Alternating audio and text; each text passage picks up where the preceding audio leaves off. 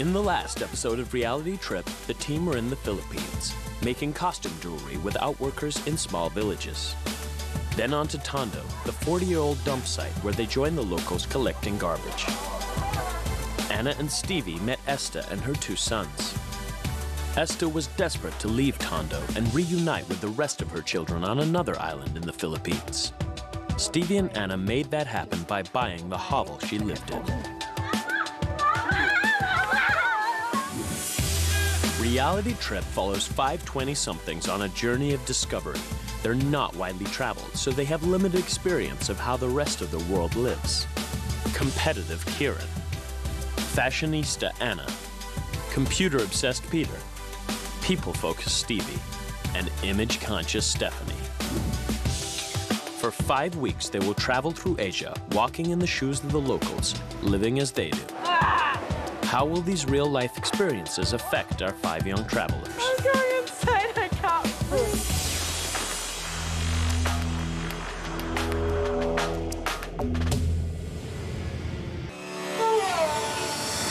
It's day 13 of Reality Trip. They've come to Sri Lanka, a mountainous tropical island in the Indian Ocean. With a population of 21 million, this mainly Buddhist country has recently emerged from years of civil war. Sri Lanka is so pretty and it's so natural and so resourceful. You look out and there's big mountains and valleys and it's cool, it's really beautiful.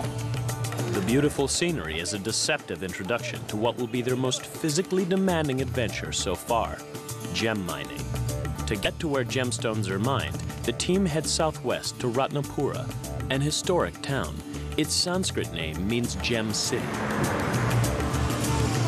According to legend, King Solomon wooed the Queen of Sheba with rubies from here. The mine the 5 will be going to today is located in a mineral-rich valley. With no bridge, there's only one way to get across.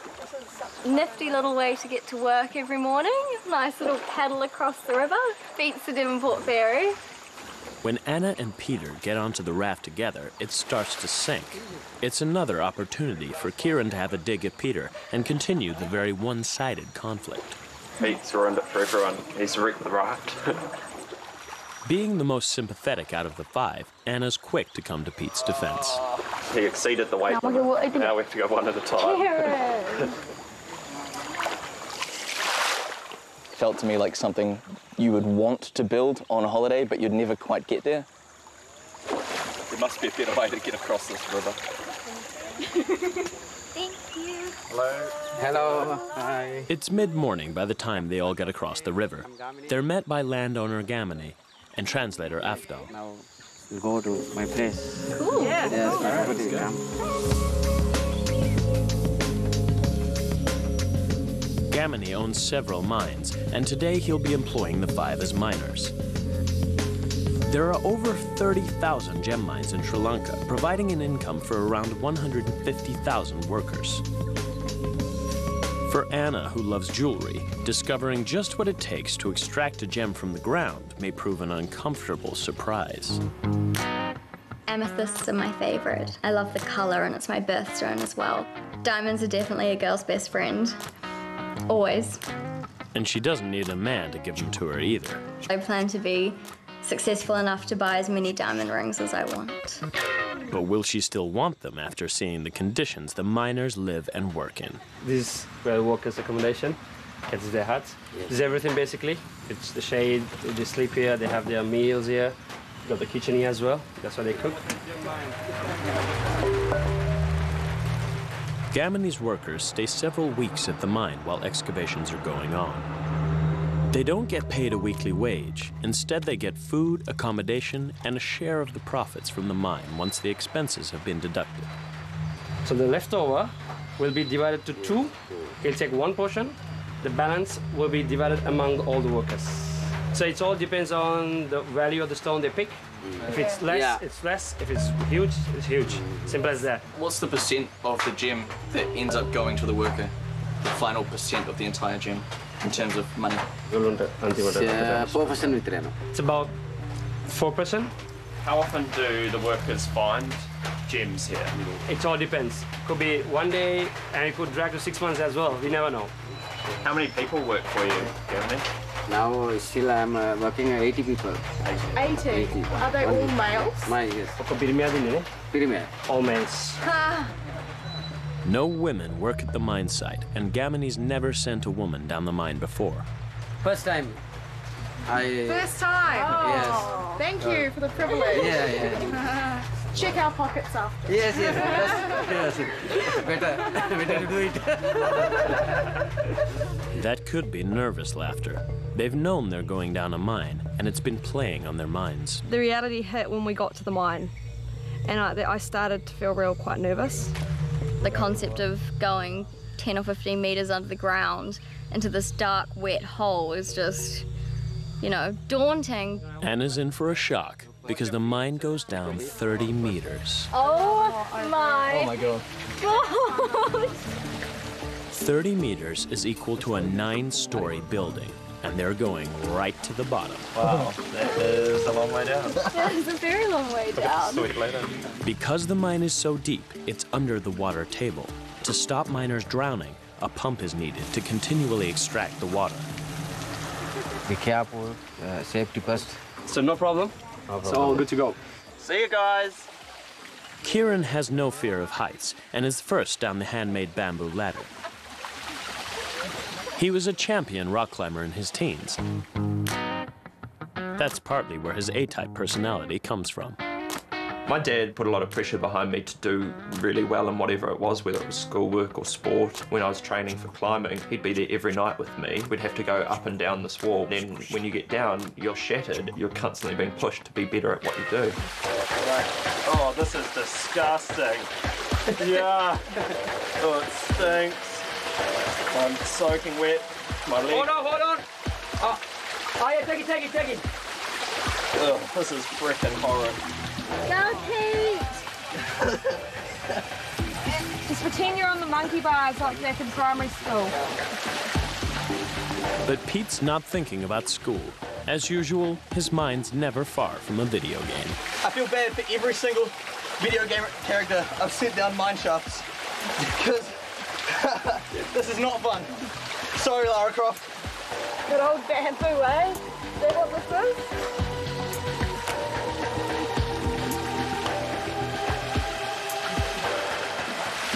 Jump.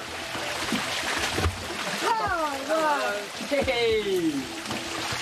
So, here we are. Am I happy to be here? I don't even want to fathom the thought of doing this every day. I'm not looking forward to it, but it does look like a big scary black hole. All right, keep coming. Oh my God, man. All right, hold on to that. Cool. All right, you're there, yeah. Okay. I'm gonna change my Facebook workplace to this mine. I was so scared. I think I was the most scared out of the entire group. Steph's not happy going down the ladder. Hold on to that. Cool. All right, you're there, yeah. Oh. Yeah, all right, good. Does this place smell like papayas to you guys? Yeah. It smells like papayas. Right. Great. Hello. Oh, hi. This is really fun, isn't it? Great, nice to hear that. Really good time. It's going to be interesting trying to look for gems in a shower. They've all made it to the bottom of the mine, but can they dig for gems in these conditions? And will they find any? That's next on Reality Trip. Okay. Let's do this. Oh my God. Our 5 intrepid travelers are 30 meters underground, working in a Sri Lankan gem mine. Afdal explains the hazards of the work they're about to do. This is where the real gemstones are found. Sometimes you get a problem with air, no oxygen here, so they keep pumping air as well through a tube. The only time you get fresh air down there is when the massive pump's on.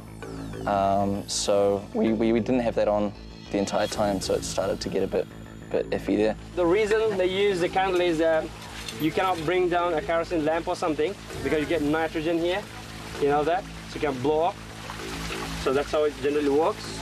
it's really dangerous and, you know, it could be life-threatening. And if the candle goes out, that means there's no oxygen. Yeah, you cannot come down, you've got a lot of nitrogen. Yeah. And this tunnel could go up to about 50 meters as well. 50 meters long? Yeah, just keep going, just keep going. It's only so wide, so that's kind of freaky for it takes a bit of getting used to. So just do 1 foot at a time, just keep digging. Yeah, let's do some work. Let's do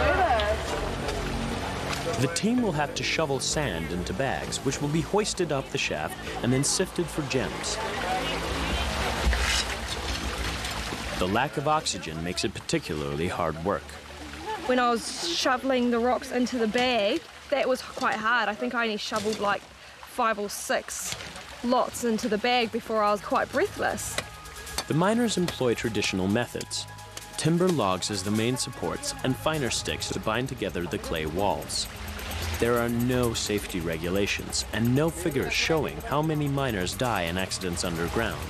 But fatalities do happen, especially in the rainy season when shafts are more likely to cave in. Fortunately, this isn't the rainy season. It did feel a little bit claustrophobic at times. There I thought, oh, it's going to collapse. There's every chance that this whole thing could just collapse. What the 5 don't know is that pit mines like these are breeding grounds for malaria. There are also water snakes to contend with. This is outrageous. And these men have no t-shirts on, no helmets, no proper equipment, no shoes, no gloves, nothing. And they're using just bush and sticks to keep the sand from falling.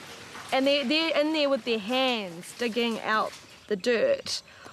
Oh, all I could think was, if these men can do this, the human race can get through anything. Those guys down there, man, they're hardcore. They're in shitty conditions. Like, it's terrible down there. It's wet, it's dark, it's damp. You know, you're breathing in water the whole time in the air.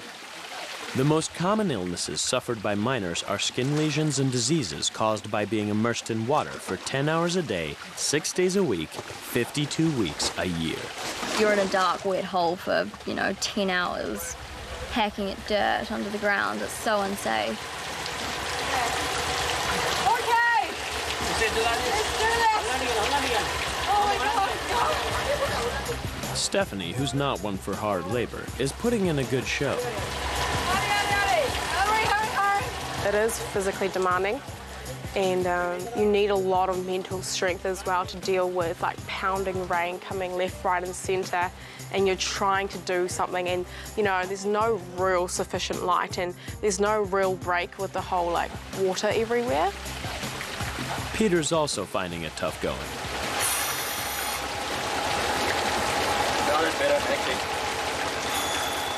I was having issues with breathing. I wasn't being able to get enough oxygen into me. It's been 2 hours, and Gamini's come to see how the team's getting on. He comes from a wealthy family, but he's set up the mine business on his own, and he's not averse to getting his hands dirty. Gamini's, he's a pretty cool guy, like turning up in the mine, no t-shirt on, no shoes, and getting down and dirty with us. He's a great boss, and he's so humble. You can see that his workers really respect him. Stephanie wanted to get out of there as soon as she could. She got down there and, Stephanie, she doesn't like to be out of her comfort zone, so she was keen to get out of there. And sure enough, Stephanie's first out of the mine after their 3-hour shift is up. Yeah, I'm so exhausted. This is intense work.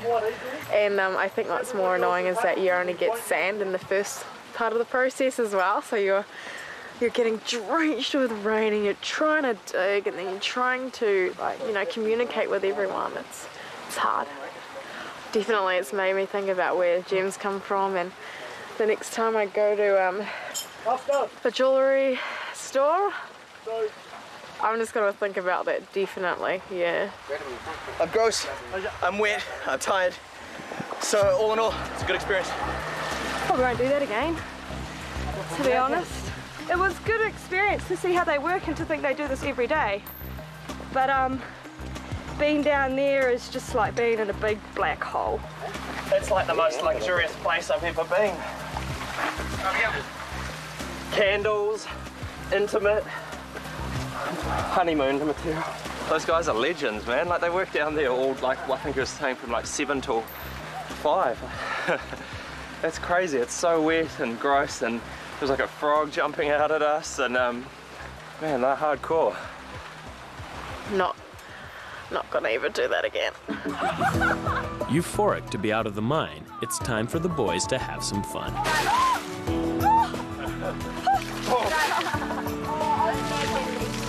can't believe I get to see all this for free. Normally you pay to see it. Back at the hut, it's lunch and time to try some curry made by the miners. Bit spicy? A little spicy? Yeah, a little bit spicy. We don't eat much spicy food in New Zealand. I know, yeah. That's good though. Hey Anna, do you want to come try some of this local food? It looks so good. Is it hot? Woo, Yeah. spicy, yeah. Spicy, Want to try? Kieran might be a champion rock climber, but he's a wimp when it comes to food. Some more? Mix it, mix it, mix it. Holy crap. Okay. I'll just have the rice. While the others are trying the miners' lunch, Pete stays away from the group. That bit. Do it. At least you eat a hot bit of spice before you get the line. Even Stephanie, who's used to hot food, can't handle the heat. Do you want Why do I put myself in situations like this? I saw them put in the powder. Pete, you want to try some local food? Get you out of the rain by yourself. Pete admits he's been having problems with the group. I haven't particularly, especially gelled with any of the other guys, so I kind of just wander off and look and do my own thing. Pete, I don't think he's having a very good time. He feels like a bit of a outcast. I think he's having a bit of trouble in the group, with the group dynamic. Oh, Pete does it to himself. Like, we'll be doing something as a group and he'll just sort of stay on the outskirts. In a moment, we'll see if they find any precious gems in the sand they've dug up. Is that anything?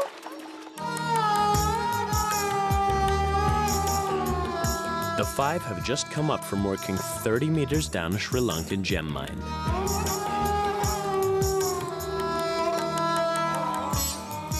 But before they can see if they've discovered any riches, there must be a blessing ceremony.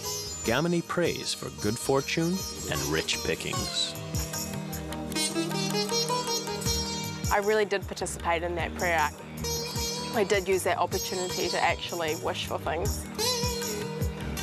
I wasn't too impressed by the prayer stuff, to be honest. I thought it was a bit gimmicky and seemed a bit pointless, and it seemed like they're wasting time, you know. Good luck, huh? Good luck. Get all the gems, eh? I could have happily sat there and panned for the whole day. I felt like a kid looking for lollies. Good? Keep doing it? Yeah.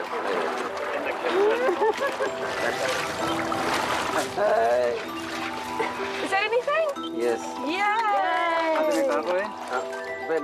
Panning is so fun. Me and Stevie had such a great time. Who knew that once you wash away all that dirt, that all those gems are there? Yeah, pretty.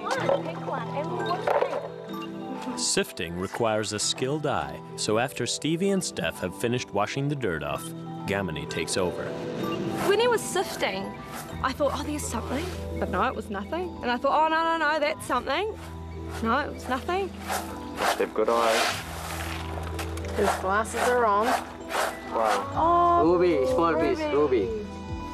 And then when he did find something, and we're like, wow, and we're all looking at it, and he's got his hands out like, yep, we'll give it back now.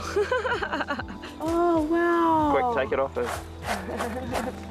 So cute. Another one. Another one. Oh my gosh. Wow. So pretty. The girls, when we found a gem, their eyes lit up and, oh, a gem. Money, you know, money. Wow. Oh my god, that was cool. Oh, that is, yep, give that back to him. He's holding on to that one tight.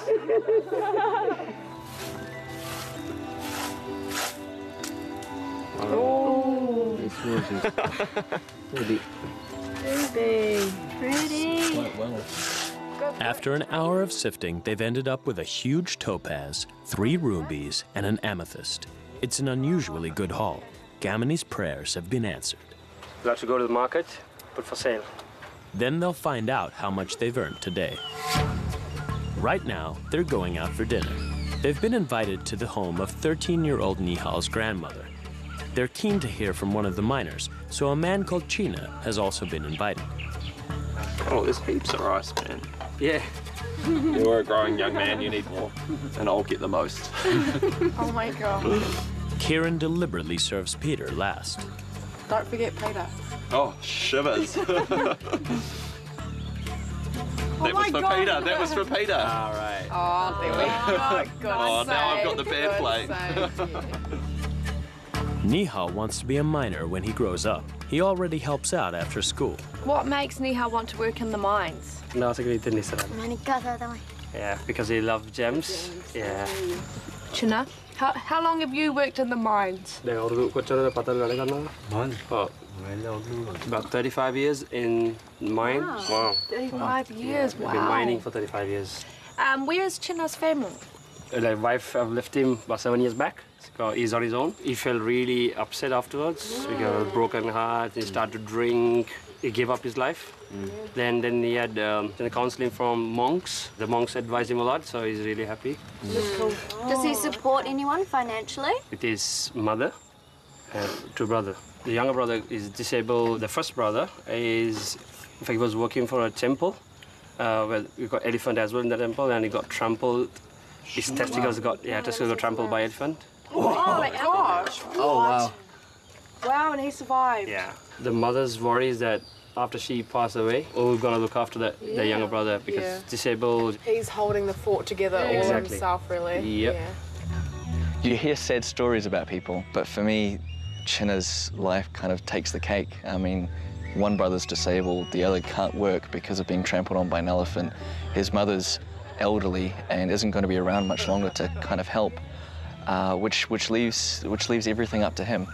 So it's really, really tough life for them. Wow. Thank you so much for opening up your story to us. Thank you for sharing your life with us. After dinner with Nihal and China, it's back to the miners' hut for the night. The washing facilities are basic, and it's playtime for Kieran. Here we have a baboon in her natural environment washing. They clean themselves by licking their body. I'm going to put it all over your bed, Kieran. But unlike you, maybe I want to be civil and actually smell good. The baboon is now enraged. She is about to lose it. The baboon is about to throw her own feces. Peter's not taking part. He's more withdrawn than at any other time on the trip. I think I was at a fairly low point, which is why I was not really talking or doing much. Kieran's constant taunts appear to be having the desired effect. I am going to make a concerted effort to get under his skin and upset him. Peter, you're very quick to say you want to sleep with me. Now, boys, now. I'll be double undying tonight. Tormenting people is one of Kieran's less appealing character traits. Back home, Kieran is known as the evil office prankster. I love putting people in uncomfortable situations and to push them until, like, something breaks. And he won't stop until the job is done. Come on. I'm gonna break you, like I'm gonna make you crack, which is pretty sick. And he's not ashamed to confess he'd be happy to push Peter out of the group altogether. I'm all about setting goals. If a goal is to get Pete home before the end of this trip, it will happen. If I decide to set that goal, it'll happen. But for the moment, Kieran's frustrations are aimed at the wildlife. I'm just about to get rid of this huge-ass spider. Good night. No one snores, right? Because I'll touch them. awake all night last night with snoring. It could be a long night ahead for Peter. To be honest, we actually see Kieran blowing up at Peter soon. And that lightning is cool. Coming up, how much will they get for their gems? We're going next door, we're going next door. And has Kieran finally broken Peter?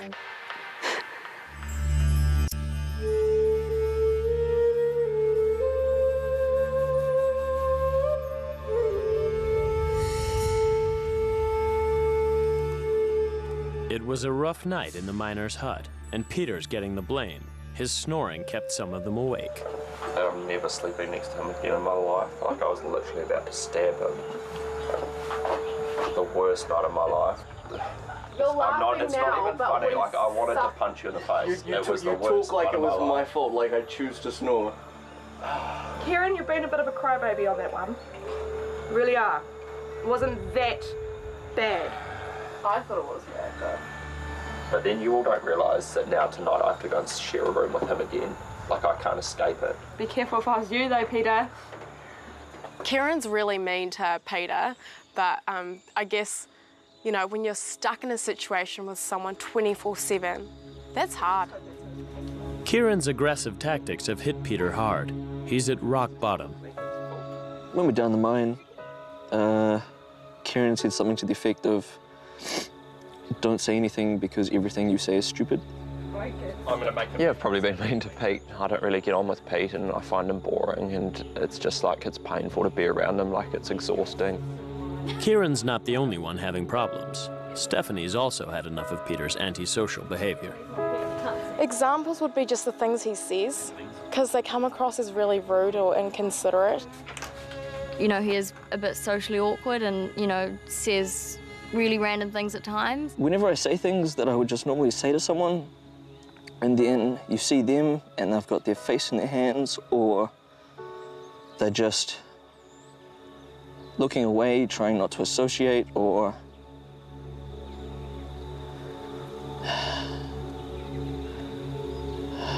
they just sigh at you. You just go, you just want to disassociate yourself from him, because by him saying what he says and doing what he does, it associates you with him, and it's embarrassing. I get on with the girls and that's all fine, and I can chat with them and have a laugh. Kieran has friends in the other three. I think he subtly, whether he realizes it or not, influences the others' opinions. Damn it. At the end of the day, he has friends.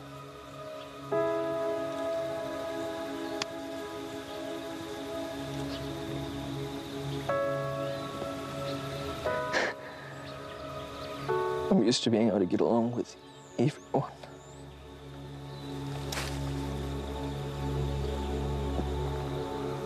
Out of all of them in the group, Anna is the most sensitive to Peter's feelings of isolation. No one deserves to feel left out. No one deserves to feel down about themselves. I just don't think Pete has got to the stage where he's figured out what he's doing, where he's going with his life, and what kind of person he is.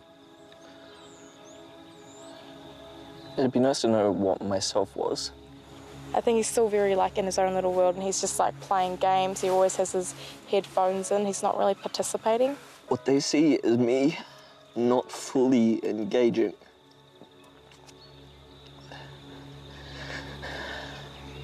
It's me trying not to be told off. Pete's got himself in a situation where he's alienated himself from the group, and now he probably feels like he's at a point where it's hard to come back from. At this stage, it's not a matter of making any form of comeback socially. I've chosen to stop trying to get them to like me. Now all I want to do is to just get by.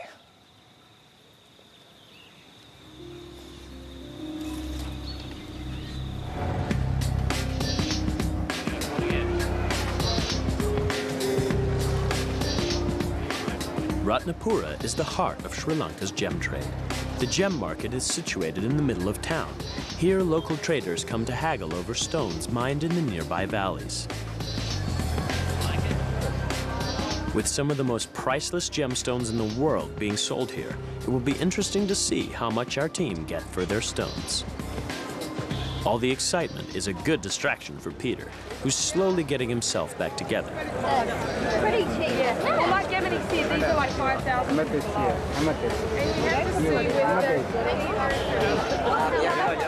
The gem street is intense, to say a word. You've got so many people coming up to you and just saying, buy this, buy this.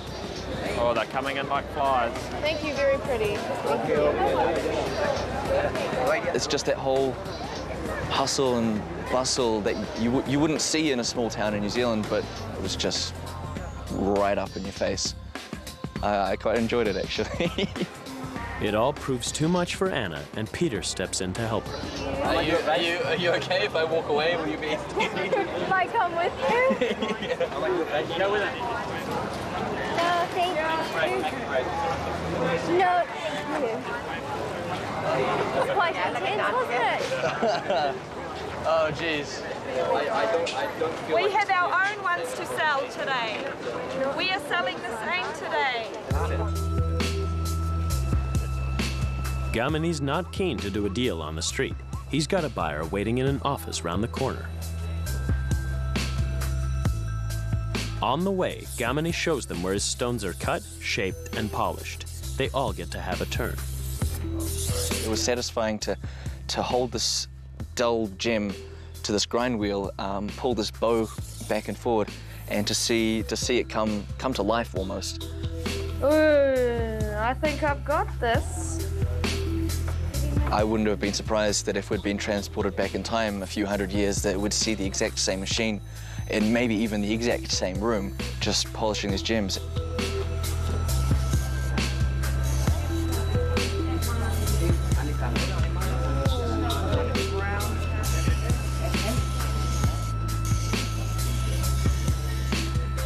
Now it's back to business. What's the best price they can negotiate for their uncut gems?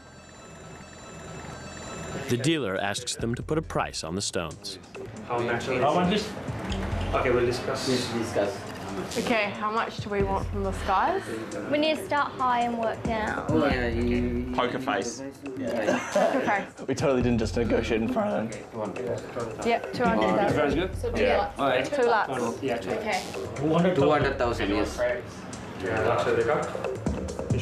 The team make the gem dealer an offer of 200,000 rupees. That's about $1,500 US. Actually, get me selling price. This is too much price. Oh. Then I can offer below 50,000.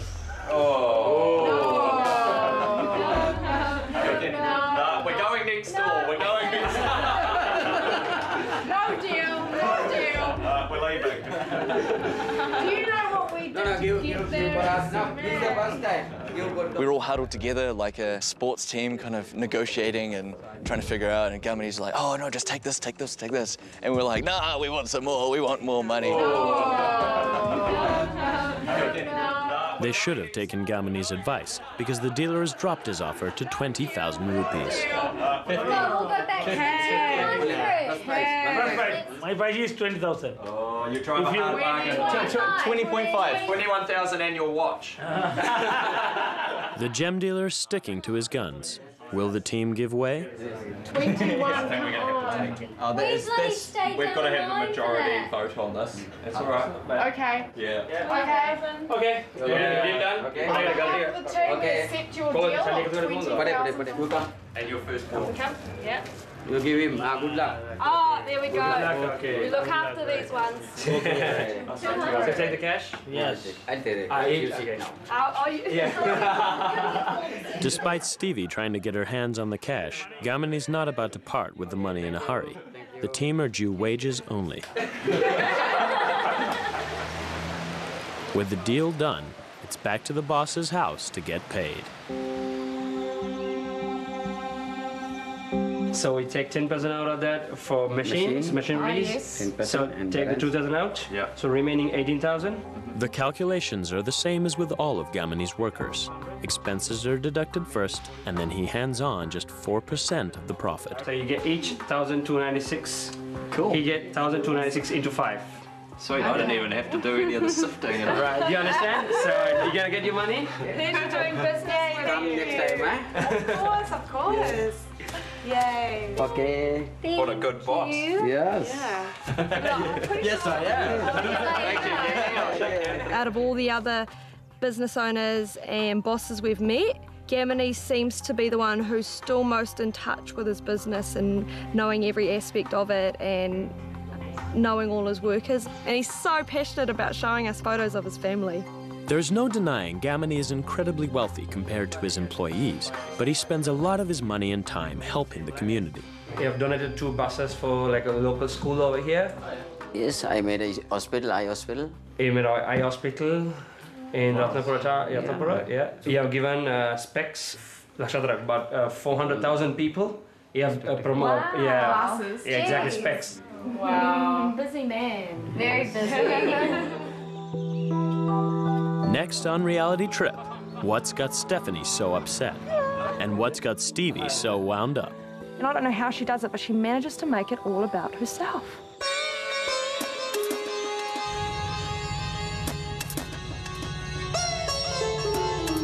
Charity and helping others less well off is one of the foundations of Buddhism, the main religion of Sri Lanka. In that spirit, the 5 are keen to see if they can help China's family. China was the miner they shared a meal with back near the mine site. His family home is 3 hours north in a remote mountain village. An hour into the journey, the van gets a puncture. So heading back to the van, hopefully we've got a new wheel. If not, oh well, we've got an extended stay at the old mechanics. Peter's back on form and giving Kieran a dose of his own medicine. I'm filming you peeing. Flat tire. Oh, Yeah, no. so How many Kiwis does it take to change a tire in Sri Lanka? It takes 1 Sri Lankan. As they set off, they're held up again, this time by an elephant. Come on, put your hand in his mouth. Who tries to swallow Stephanie's hand.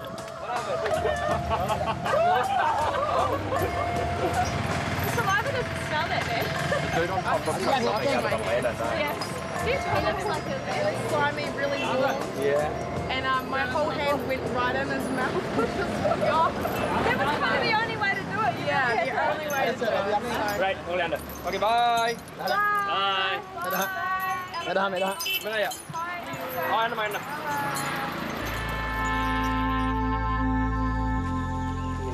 When the 5 arrive, China takes them to meet his mother, who he sees once every few weeks. China's village is really scraping the bottom of the barrel. Like, we walked past China's mum's house. I just couldn't believe it. The roof was covered in holes. You couldn't call it a roof. It was dark, damp. It made me speechless. It was kind of a bit gobsmacked to sort of see that people actually live like that. China's mother lives alone with her 2 sons. One has Down syndrome. The other was disabled in an accident with an elephant. He's not in the village today. So did you find it difficult, just the 2 of them with China gone? It's very difficult. Does he require 24/7 care? Everyone either.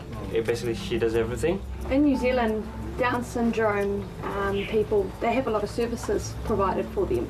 Is there anything like that in Sri Lanka or in this area? Like what does she do? I think. Schools, especially for Down syndrome children and carers. There's nothing close by. And there are places, but there's no way that he can. I mean, she can leave him and stay there, and so she won't be with him all the time. It's really lovely to see, like, them as a family. They're so loving towards each other. How old is China's mum? She's 69 years. Oh, 69 years old. She's really worried that what will happen to him after she passes away. That's the only worry she has. In the meantime, her main concern is how to make ends meet on the small amount of money China sends home from the mines. How much does she spend on a weekly basis? She spent about 500-600 rupees per week. She try and manage everything with it for 500-600 rupees in 1 week. 500 rupees is a little under $4 US. This isn't enough to pay for the medicine her son needs on a regular basis. So for medicine, they spend about 2,000 rupees. Yeah, eye drops and things like that. I think probably his tongue as well. Like it's dried. Ask her, would it be helpful if we gave her rupees to help with medicine? So we're really, really happy. All right. We wanted to to do something to help these people. We were under time constraints, so we couldn't really do things like fix a roof or kind of the physical things. And so we decided that giving money would be the best. They talk among themselves about how they can best help this family. We'd like to give you some money that we've earned from working in the mines to go towards things like medicine and food and just to make your lives easier. Thank you for having us in your home. Thank you. Thank you very much.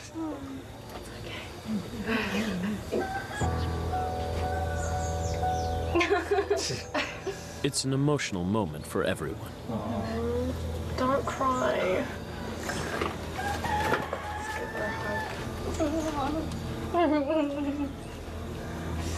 Watching her receive the money, it was really touching. It was a really special kind of experience because it meant the world to her, and she was overcome with emotion, and it was kind of incredible.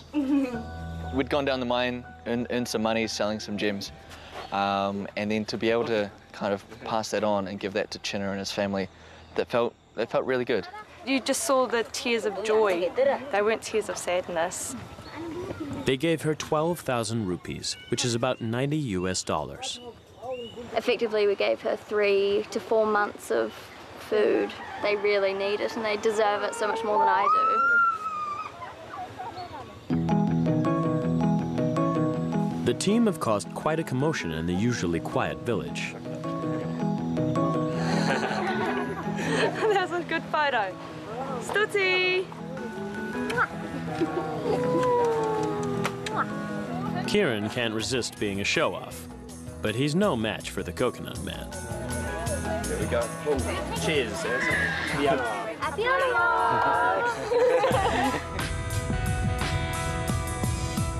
Their time with Chinna's family was a moving way to end their gem mining experience, but it's also created some ill feeling towards Stephanie, particularly from Anna and Stevie. Giving Chinna's mum the money that we'd earned from the mine, I think it all really affected us in different ways. For Kieran, it wasn't a question, give them the money. I think for Peter, it was kind of the same deal. Me and Stevie both sort of wanted to have given more than just money.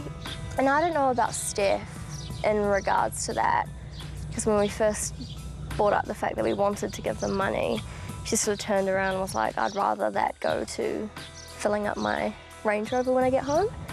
I literally was sitting there cringing. She stood there and said, well, I'd rather put petrol in my Range Rover tank. Steph's shallow remarks have created a new divide, and this time it's not Peter who's the unpopular one. I'm getting a bit more tired connecting with Steph in a way, because, you know, you can only hear so much of I'd rather that money go to my Range Rover, or can't wait to buy 10 more $5,000 handbags when I get home, and I'm going, God, like through this I'm reevaluating my life. I have found that I have been distancing myself from Stephanie because no, we can be in the saddest situations, like with Chinna's mother or